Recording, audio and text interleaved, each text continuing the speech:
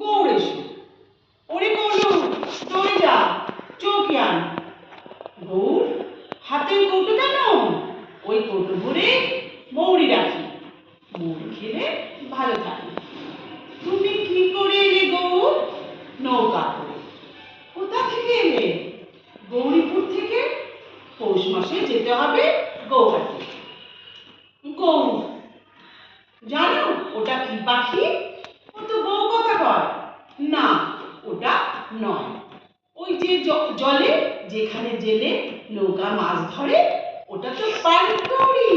চলো এবার খেতে চলো। সৌরদিদি ভাত নিয়ে বসে আছে।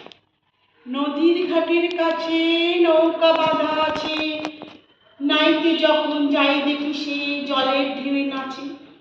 আজ গিয়ে সেইখানে দেখি দূরের পানে, মাঝ নদীতে নৌকা কোথায় চলে ভাটার টানে। জানি না কোন দেশে, পৌঁছে যাব শেষে। সেখানেতে কেমন মানুষ থাকে, কেমন বেশে। থাকি ঘরের কোণে, সাত জাগে মা মোর মনে। অমনি করে ছাই ভেসে যায় নতুন নগর বনে। দুঃসাগরের পাড়ে জলের ধারে ধারে, নারিকেলের বনগুলি সব দাঁড়িয়ে সারে সারে। পাহাড় চূড়া সাজে নীল আকাশের মাঝে, বড় ভেঙে ডিঙিয়ে যাওয়া কেউ তো পারে না সে।